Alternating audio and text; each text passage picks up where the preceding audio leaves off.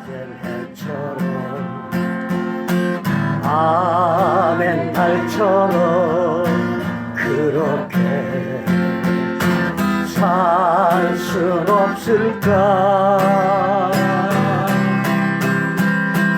욕심도 없이 어두운 세상 비추어 온전히 남을 위해 살듯이 나의 일생에 꿈이 있다면 이 땅에 빛과 소금 되어 가난한 영혼 지친 영혼을 주님께 인도하고픈데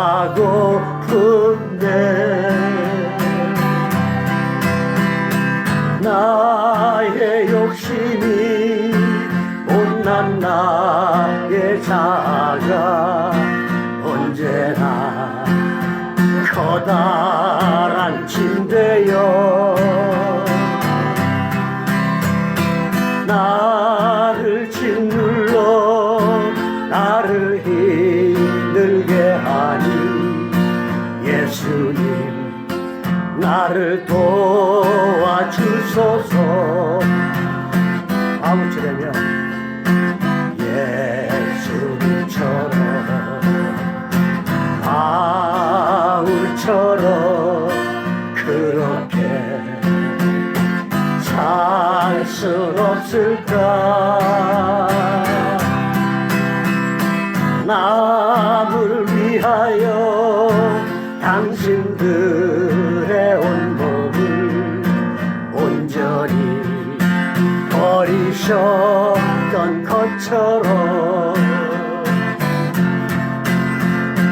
주의 사랑을 베푸는 사랑 값없이 거저주는 사랑.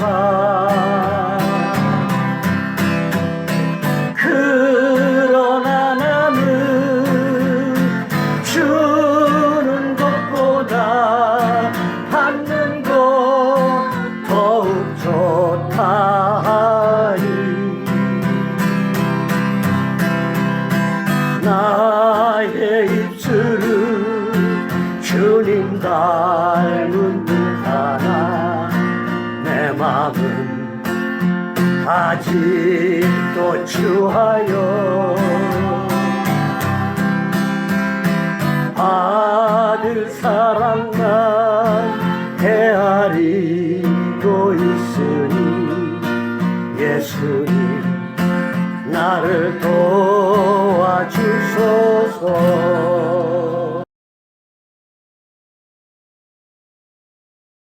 하박국이 1장과 2장에서 하나님에 대해서 질문하고 또 그 대답을 들었고 3장에서는 이제 하나님께 곡조 있는 기도로 또는 하나님께 찬양과 영광을 돌려드리는 이제 그런 이제 시간을 갖게 됩니다. 그래서 그 시기오넛이라는 것은 이제 노래 곡조에 가사를 넣어 부른 기도 찬양이다라고 하는 겁니다. 그래서 하나님은 이제 의로운 심판을 하실 겁니다.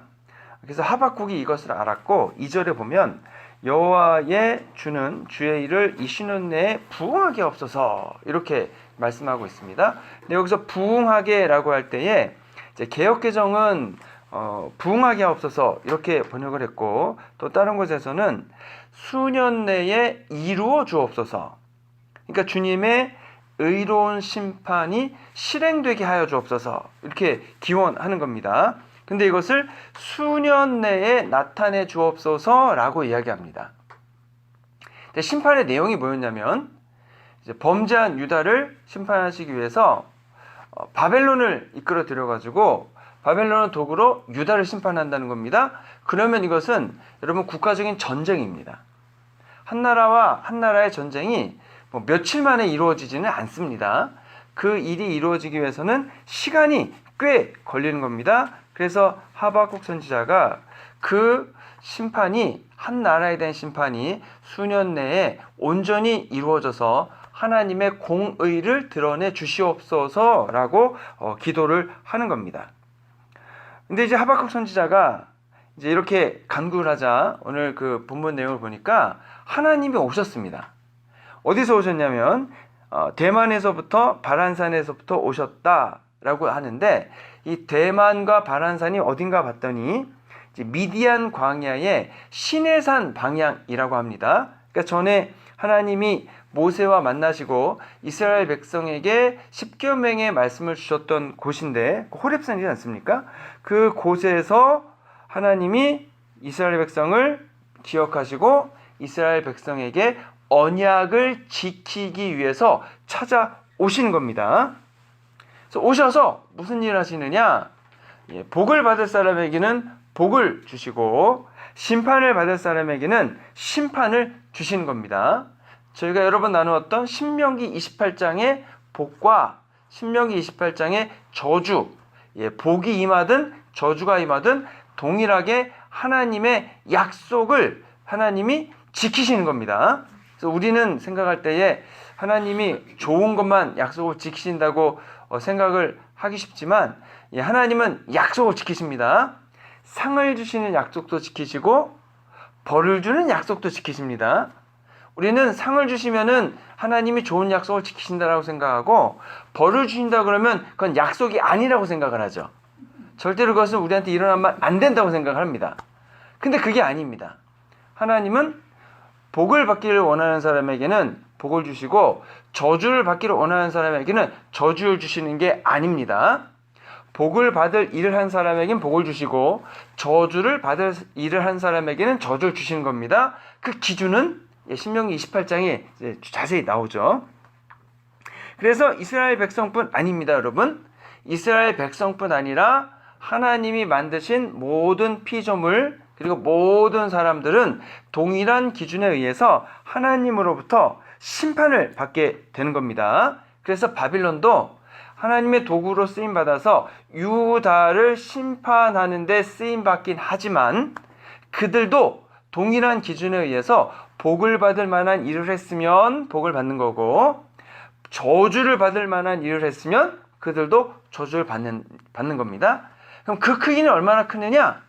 자기들이 지은 죄값이나 자기들이 행한 상 받을 크기만큼 받게 되는 겁니다. 그래서 하나님이 오시는 겁니다. 오셔가지고 그 영광을 보여주셔서 그 영광이 하늘을 덮었다 이렇게 얘기합니다. 그리고 하나님을 찬송하는 소리가 세상에 가득했다. 그리고 빛이 하나님의 손에서 나오고 그 속에 하나님의 권능이 있었다 이렇게 얘기합니다.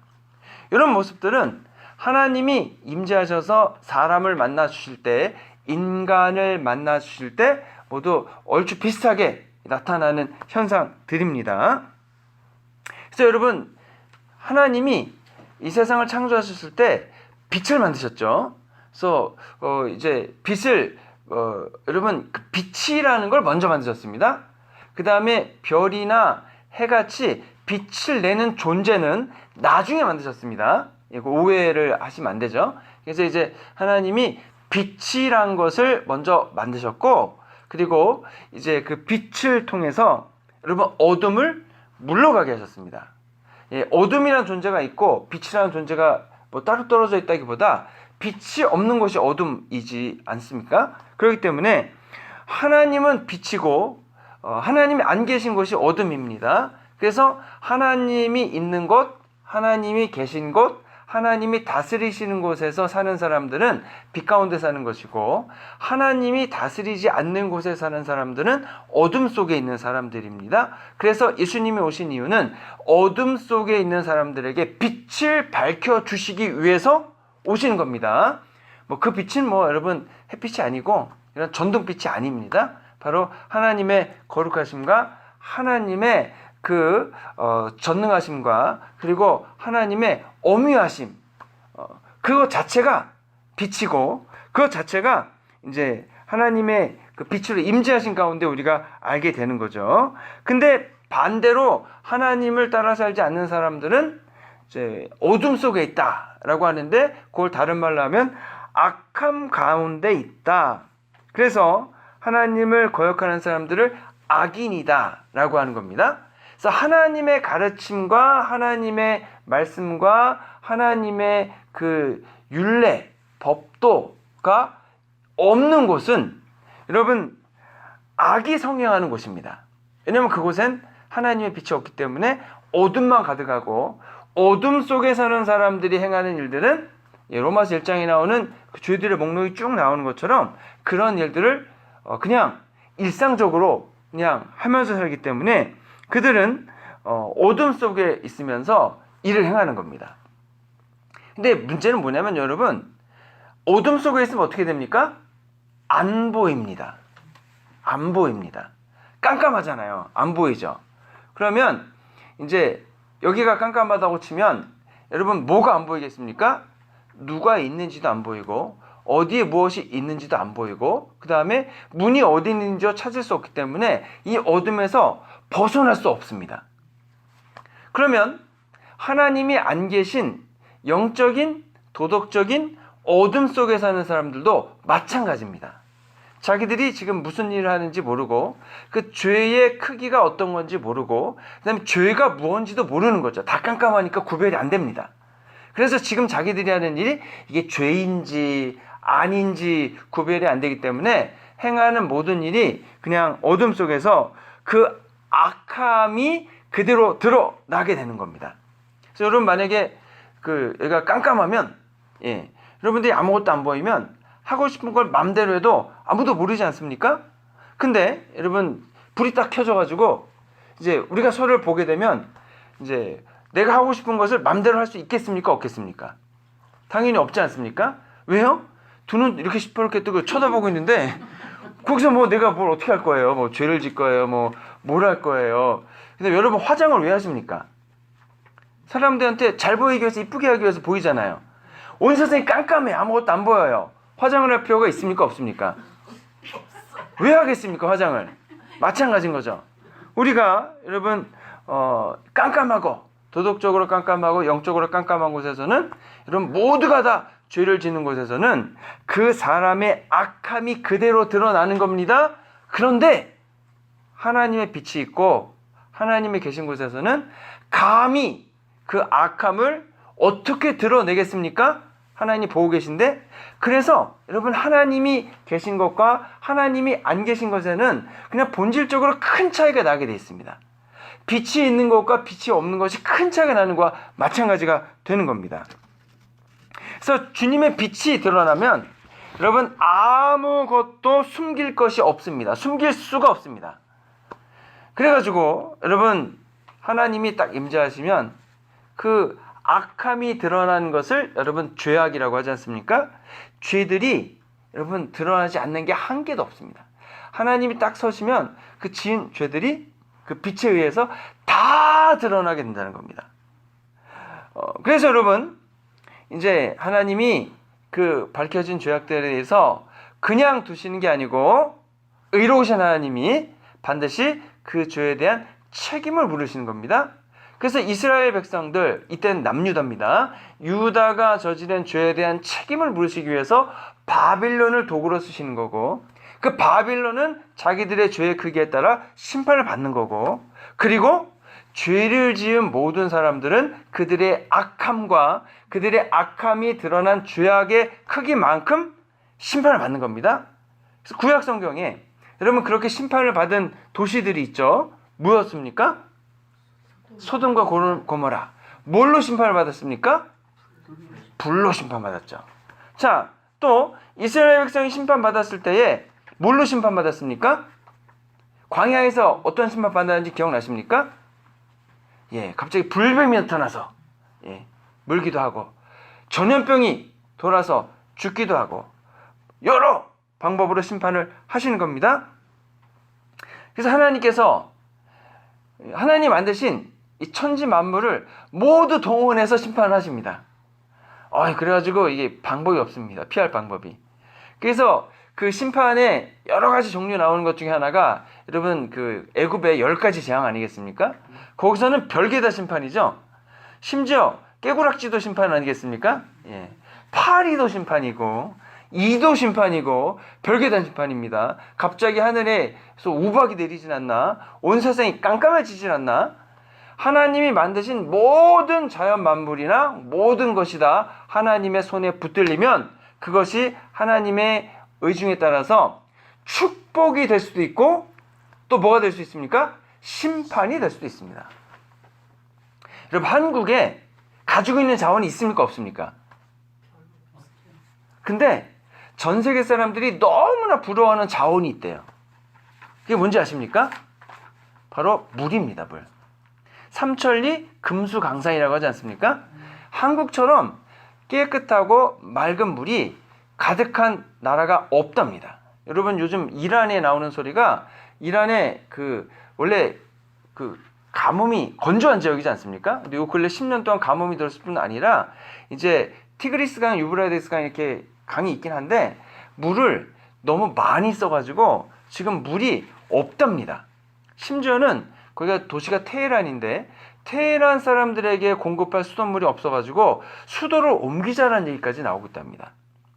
자 그러면 물이란 것은 여러분 그냥 물이죠. 근데 그 물을 어떻게 쓰느냐에 따라서 그게 축복이 될 수도 있고 재앙이 될 수도 있는 겁니다. 물이 있는데 비가 내리는데 여러분 조지아에는 비가 여름에 많이 오나요? 겨울에 많이 오나요? 제가 볼 땐 겨울에 많이 오는 것 같아요. 여름에 그냥 비 안 와가지고 맨날 가뭄이다 우리 레이크 레이니어 수위 낮아진다 재앙급 써야 된다 맨날 나오고 겨울 되면 그냥 우기도 아닌 것이 맨날 비와가지고 예, 밭에 물 안 줘도 되고 너무 좋은 것 같아요. 그런데 그 물을 어떻게 쓸 거냐?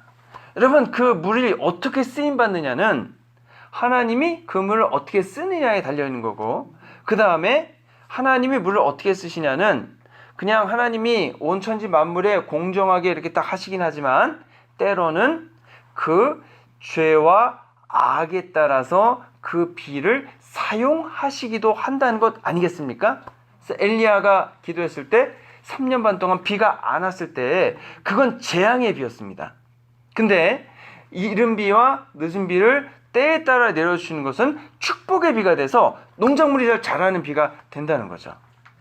자 그래서 우리가 복을 받을 것이냐 저주를 받을 것이냐 똑같은 건데 우리가 필요할 때 비가 제때 내리게 해주시느냐 필요할 때 비가 내리지 않느냐 거꾸로도 됩니다. 여러분 비가 그만 와야 되는데 비가 계속 오는 것도 문제고 여러분 또 비가 와야 되는데 안 오는 것도 문제고 이런 모든 것이 결정되는 것이 결국은 하나님의 역사하심인데 그 하나님의 역사하심 가운데에서 우리가 그것을 복으로 이끌어드리는 행위는 하나님의 말씀을 따라 하나님을 잘 믿고 섬기는 삶이고 그것을 저주로 받아들이는 경우는 그 말씀을 무시하고 어둠 가운데에서 내 마음대로 나의 악함을 마음대로 살아감을 통해서 죄악된 삶을 사는 그것이다 라고 하는 겁니다. 하나님 오시면 여러분 드러나지 않는 게 없습니다. 다 드러납니다. 그럴 때 느끼는 게 어떤 것이냐면 흔들림입니다. 흔들림.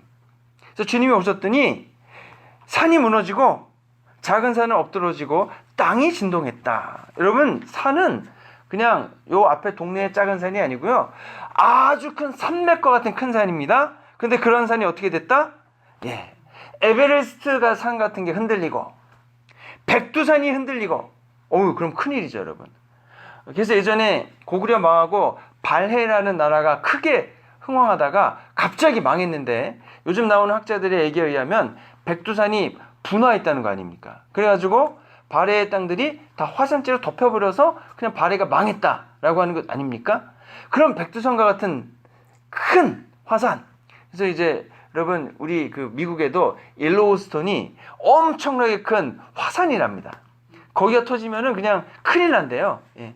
그런 일들이 주님 오실 때 일어나게 되면 인간은 아무도 그 땅에 서 있을 수 없습니다. 우리가 여기 땅에 서 있어 이렇게 든든하게 딱 서가지고 내가 주먹을 믿고 이렇게 말할 수 있는 것은 여러분 땅이 딱 고정돼 있잖아요. 근데 만약에 이 땅이 흔들리면은요 내 주먹을 믿지라는 말을 할 수 있는 사람은 한 명도 없을 겁니다. 흔들리는데, 내 기반이 서지 않는데 어떻게 얘기하고 있을 수 있겠냐고 하는 겁니다. 여러분, 땅이 흔들리면 걸으실 수 있겠습니까? 없겠습니까? 못 걷더라고요. 여러분, 그 지진 난 상황 이렇게 그 CCTV 보면은요, 이게 지진 막 나서 흔들리는데 뛰어가는 사람 한 명을 못 봤습니다. 뛰어갈 수가 없어요. 이게 되지를 않아요. 자, 그러면 땅이 흔들린다는 것은 인간이 만든 모든 것은 무용지물이 된다는 겁니다. 하나님 앞에서 인간이 가지고 있는 모든 것은 아무것도 아닌 하찮은 존재가 되는 겁니다. 자, 그러고 있는 상황에서 땅이 흔들리니까 우리는 막 아무것도 못하는데 8절 보니까 주님이 말을 타시고 구원의 병거를 모시고 오셔서 활을 꺼내 쏘셨다. 야, 나는 흔들려가지고 뛰지도 못하고 걷지도 못하고 아무것도 못하는데 하나님은 오셔가지고 막 화살을 쏴대신다는 거예요. 그럼 그거만큼 재앙이 어디 있겠습니까, 여러분? 방어가 안 되지 않습니까? 방어가. 자, 그래가지고 또 산 같은 물들이 세차게 휘몰아치면서 파도가 쳐온다. 그럼 그거는 보는 것만으로도 공포가 있게 되죠. 땅을 딛고 서 있을 수도 없는데 오히려 공포감이 가득해가지고 주님이 주시는 심판이 나를 향해 다가오고 있을 때에 여러분, 그것이 바로 죄악에 대한 심판이다 라고 하는 겁니다. 바로 이렇게 하나님이 대적들을, 악인들을, 악한 나라들을 심판하시는 겁니다. 거꾸로 주의 백성은 구원하시는 거고, 기름받은 자는 어떻게 하신다는 겁니까? 구원해 주신다는 겁니다. 근데 이 심판이 우리가 기억할 게, 잘못한 것에 대한 심판이라고만 생각하지만 잘못한 것에 대한 것도 심판하시고 잘한 것에 대한 것도 심판하시는 겁니다. 두 가지가 다 있는 겁니다. 그래서 잘한 것에 대한 심판의 대가는 상을 주시는 거고, 잘못된 것에 대한 심판의 결과는 벌을 주시는 거죠. 근데 그것을 누가 하신다? 하나님이 하신다. 무슨 기준으로 하신다? 하나님이 주신 율법, 율례에 따라서 하신다라는 겁니다. 모두가 인정할 수밖에 없는 공평한 방법으로 그 일을 행하신다라고 하는 겁니다. 자, 그렇기 때문에 주님이 왜 그렇게 하시느냐? 13절에 보니까 주님의 백성을 구원하시려고, 기름 부음 받은 이들을 구원하시기 위해서 오신 겁니다. 그래서 악인들에게는 활을 쏘시고 똑같이 흔들리고 있는 그곳에서 하나님의 사람들에게는 구원을 베풀어 주신다라고 하는 겁니다. 그랬더니 16절에 보니까 그 결과 하나님이 오시니까 하나님이 나오는 소리를 들었더니, 하나님 만났더니 내 창자가 흔들리고 그 목소리를 말미암아 내가 떨렸다, 이렇게 얘기합니다. 그 말은 무슨 말입니까? 창자가 흔들린다는 것은 뭐 우리가 이제 그냥 이렇게 막 이렇게 흔들리는 것일 수도 있지만, 우리의 영혼에 이것을 대입해 볼 때는 우리의 심령이 떨렸다는 겁니다. 그리고 여러분, 사실 하나님을 만나면요, 이제 우리가 만난 경험이 없으면 이해를 못하는 거고, 만나는 사람들마다 이런 떨림을 경험합니다. 이사야가 하나님의 천사들을 만났을 때, 하나님 앞에 섰을 때 나는 입술이 부정한 자라 죽을 겁니다, 이런 말씀을 하거든요. 그러니까 하나님 앞에 딱 섰더니, 이렇게 얘기하면 그렇지만 내가 여지껏 입술로 지은 죄들이 그대로 드러났다는 겁니다. 빛 앞에 섰으니까 드러났는데 내 심령 가운데 있던 악함, 그 악함 중에서 입술로 저질렀던 죄악들이 그냥 드러났기 때문에 내가 하나님 앞에 심판을 받는데, 이 심판은 상 받는 심판이 아니고 벌 받는 심판이라는 겁니다. 그래서 나는 죽을 것입니다, 이렇게 얘기하잖아요. 그래서 제단의 숯불을 가져다가 입을 지져줍니다. 그래서 내 입술로 한 죄악들의 것들을 모두 소멸시킵니다. 대신에 이제는 하나님이 넣어주신 말씀을 전하는 입술로 바뀌는 겁니다. 그랬을 때 그의 심령이 떨렸을 겁니다. 모세도 떨기나무가 타는 그 불 앞에서 그의 심령이 떨렸을 것이고, 예레미야의 경우도 하나님을 만난 다음에 하나님의 말씀이 임하실 때 그 심령이 떨리는 겁니다. 그랬을 때 여러분, 예레미야 경우도 하나님의 말씀을 전하지 않으려고 노력을 했습니다. 왜냐하면 그 말씀을 전하면 유대인들이 싫어하는 말이기 때문에 백성들이 핍박을 가해왔기 때문인 겁니다. 그래서 여러분 중요한 건 뭐냐면 16절을 보면 무리가 우리를 치러 올라오는 환난날을 내가 기다림으로 썩이는 것이 내 뼈에 들어왔으며 내 몸은 내 처에서 떨리는도다. 하나님을 만나야 됩니다. 하나님 앞에서 이 영혼의 떨림을 경험해 봐야 됩니다. 그랬을 때에 본질적으로 나와 구별되는 다른 분이신 그 하나님을 경험해 봐야 됩니다. 그랬을 때에 우리의 존재가 어떤 존재인지, 우리의 영혼이 어떤 존재인지, 내 안에 있는 악함이 어떤 것인지, 그리고 내 안에 선한 것이 하나도 없다는 것이며, 그런 것들을 그냥 주님 앞에 서게 되면 저절로 알아집니다. 깨달아집니다.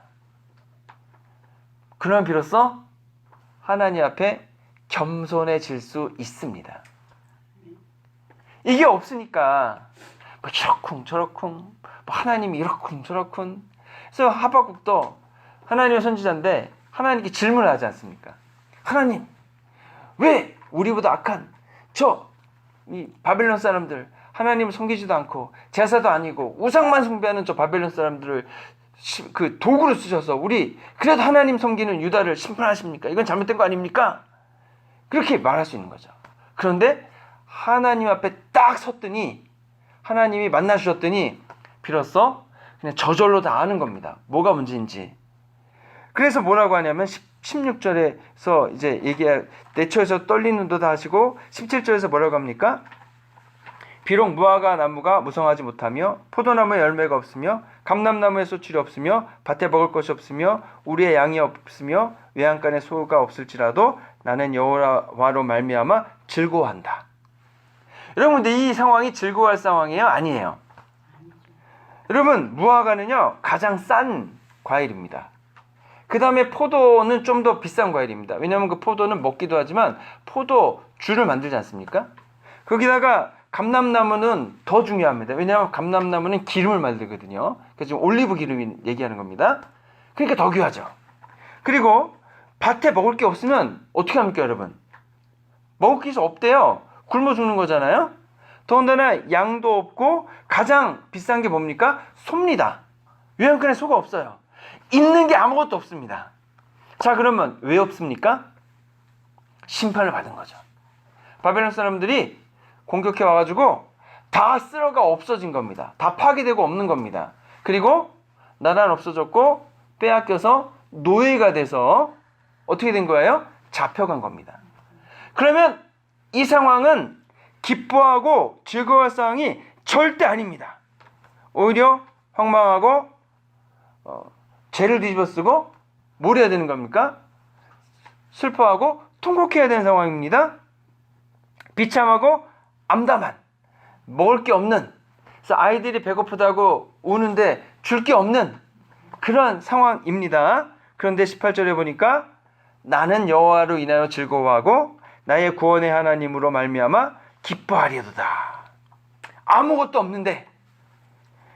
그리고 19절에서 주 여호와는 나의 힘이시라 나의 발을 사신과 같게 하사 나를 나의 높은 곳으로 다니게 하시리로다. 이 19절 말씀의 근거에서 18절에서 기뻐할 수 있고 즐거워할 수 있는 겁니다.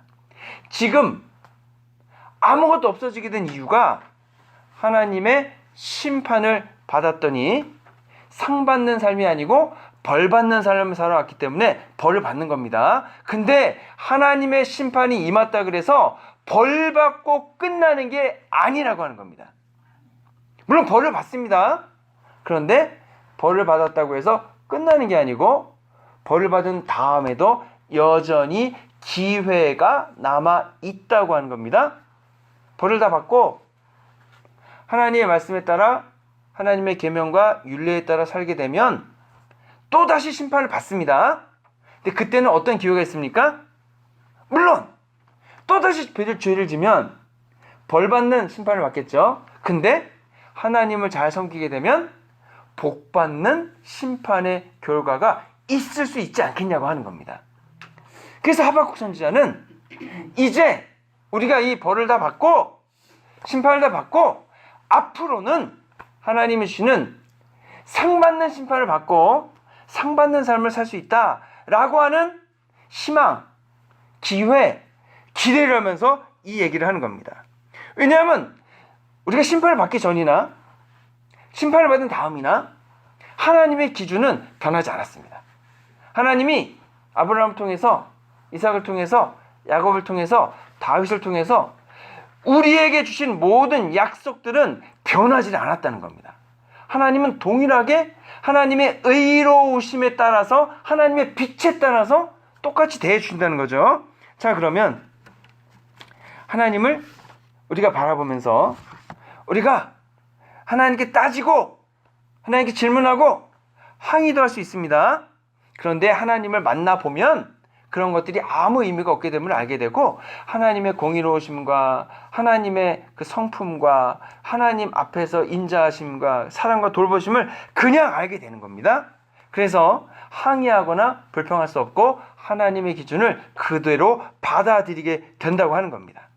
자, 그랬을 때 여러분, 실제로 그러면 하나님의 이 말씀, 하박국의 기대가 이루어졌느냐 이루어지지 않았느냐?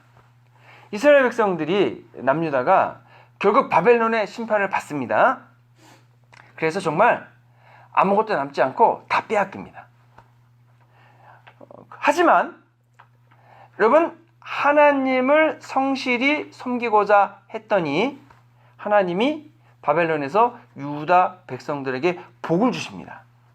대표적인 예가, 하나님을 잘 따르고 순종했더니 실제로 이제 바벨론 사람들로 하여금 유다 사람들에게 긍휼히 여김을 이제 베풀게 해주는 겁니다. 그래서 바벨론으로 간 유대인들은 복을 받고 하나님의 보호하심을 받고 번영했습니다. 하박국 선지자 말대로 여러분, 다니엘은 그렇게 살았더니 재상이 됐죠. 또 에스더는 왕비가 됐습니다. 많은 유대인들이 번영된 삶을 살았습니다. 그러다가 나중에 70년이 지나고 나서 여러분, 이스라엘로 돌아올 수 있게 됐고, 그들이 70년 만에 성전을 재건하고 이스라엘 성을, 예루살렘 성을 재건하게 되는 겁니다. 이게 어떻게 가능하느냐? 여러분, 이거는 가능하지 않은 일입니다. 어느 나라가 점령해서 사로잡은 백성을 풀어줍니까? 인류 역사상 그런 예가 없지 않습니까? 그런데 그런 일이 일어났고, 다시 이제 예루살렘 성이 재건됨을 통해서 예수님이 오실 그런 준비가 다 진행이 돼 갔습니다. 그래서 하박국서의 결론을 우리가 뭐라고 이해할 수 있냐면, 여러 가지로 이해할 수 있지만 결국은 하나님을 직접 만나보라입니다. 하나님을 만나서 하나님이 어떤 분이신지를 직접 경험해서 알아가라. 하나님을 만나는 것은 대단히 중요합니다. 하나님을 만났다고 해서 여러분 아무것도 바뀌는 건 없습니다. 하박국이 하나님을 만났다 그래서 그 심판이 바뀐 것도 아니고, 하나님께서 뭐 군대를 보내주셔서 이스라엘에게 뭘 해주신 것도 아닙니다. 아무것도 바뀐 게 없습니다, 상황은. 그런데 하박국이 변했습니다. 우리도 하나님을 만나야 합니다. 어떻게 만날 수 있느냐? 간단합니다. 하박국처럼 여러분, 하나님께 만나 주십시오 말씀드리고, 파수꾼이 망루에 서서 하나님과 나만 있을 수 있는 그런 공간에서 하나님을 기다린 것처럼 우리도 하나님을 만나기를 소원하고 하나님을 기다리면 됩니다. 그러면 지금도 하나님을 온전히 섬기고 있는 사람들을 찾고 계시는, 그 한 사람을 찾기 위해서 온 세상을 바라보고 계시는 하나님께서 하나님을 만나자고자 하는 우리 한 사람 한 사람을 주목하여 보시고 만나 주실 겁니다. 특히 우리 예수님을 믿고 마음속에 예수님을 구주로 영접하신 분들은 성령 하나님께서 임재하시기 때문에 그 성령 하나님께서 분명히 우리에게 말씀해 주시는 줄로 믿습니다. 그래서 하나님이 우리의 생각 가운데에서, 마음 한가운데 가운데에서 우리에게 때로는 말씀하시고, 때로는 책망하시고, 때로는 인도해 주시고, 때로는 길을 열어주시고, 우리의 불안했던 마음은 여러분 편안하고 안심을 주시고, 흥분했던 마음은 차분하게 해주시고, 범죄한 마음은 여러분 마음을 주님께서 누르셔서 회개하지 않고는 참을 수 없게 만드셔서 회개의 자리로 나오게 하시고, 어떠한 상황에서든 하나님이 우리를 버리지 않으시는 약속을 지키시면서 우리를 하나님께로 주님의 인도하신 가운데로 역사해 주실 겁니다. 그래서 심판을 받을 건데 벌 받는 심판이 아니라 상을 받는 심판으로 나아갈 수 있도록 저희들이 인도해 주시는 줄로 믿습니다. 하나님을 직접 만나기를 소원하시기 바랍니다. 그래서 하나님이 어떤 분이신지를 알아가시고 그 다음에 하나님의 이끄신 가운데에서 순종해 나가시는 저와 여러분 되시기를 주님의 이름으로 축원합니다. 기도하겠습니다.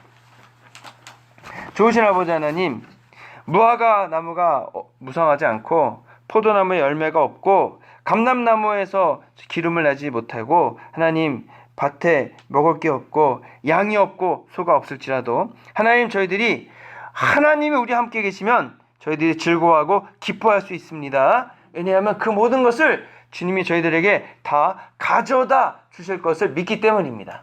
공의로우신 하나님께서 주님의 말씀에 따라 사람들을 바라보시고 여전히 하나님 찾는 사람을 기다리고 계시고, 하나님, 저희가 그래서 주님 앞에 나아가기 원하오니 저희가 주님을 기뻐하고 즐거워하고 주님의 구원을 바라보고 나아갈 때에 하나님, 저희들의 심령을 굳게 붙들어 주시고 하나님 말씀과 율례와 규례를 잘 따라 삶을 통해 주님 원하시는 믿음의 일들을 잘 감당해 나가 열매 맺음을 통해 잘했다 칭찬받는 그런 믿음의 끈을 다 되도록 우리 해밀템 하나님께 성도님들을 복 주시고 지켜주시고 은혜와 능력을 베풀어 주시옵소서.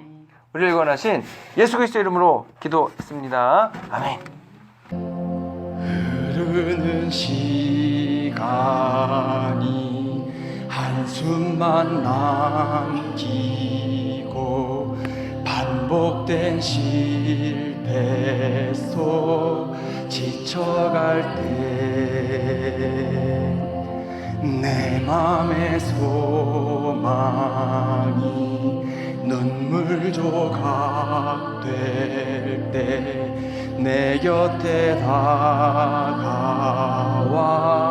부르시네. 주님의 시선 나를 비추시고 상처난 내 맘 만지시네.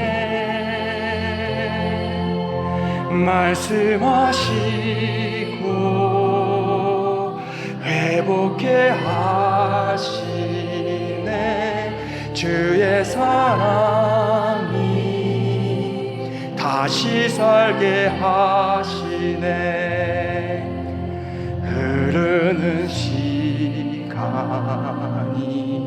한숨만 남기고 반복된 실패 속 지쳐갈 때 내 맘의 소망이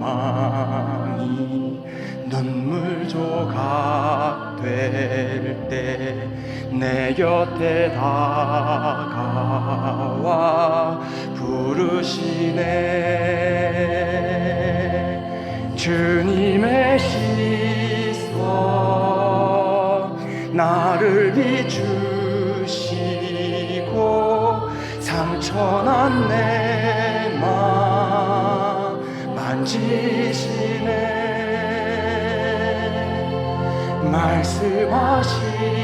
말씀하시고 새롭게 하시네. 주의 사랑이 다시 살게 하시네. 주를 봅니다. 지금 이곳에서 주를 봅니다. 지금 이곳에서 주를 봅니다. 지금 이곳에서 주를 봅니다. 지금 이곳에서 주를 봅니다. 지금 이곳에서 주를 봅니다.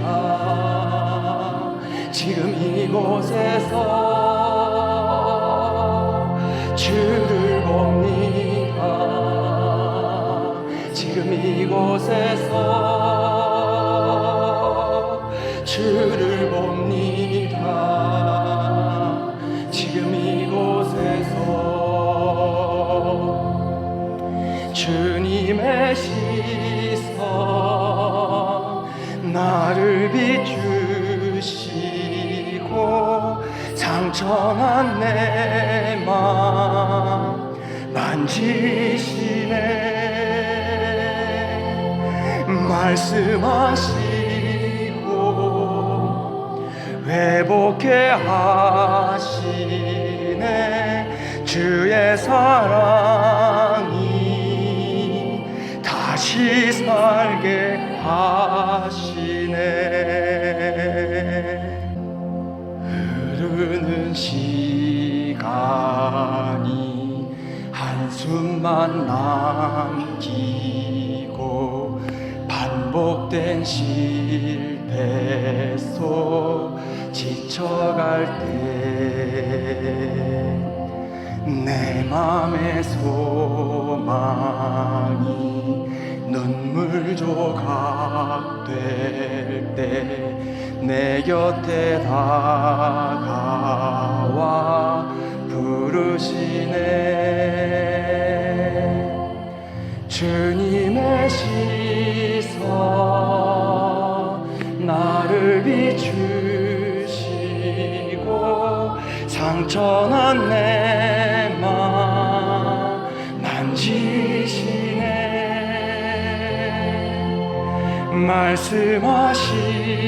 말씀하시고 회복해 하시네. 주의 사랑이 다시 살게 하시네. 흐르는 시간이 한숨만 남기고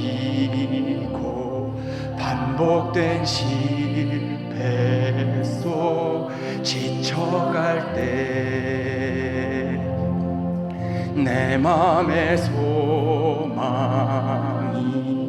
눈물 조각 될 때 내 곁에 다가와 부르시네. 주님의 시선 나를 비추시고 상처난 내 맘 만지시네.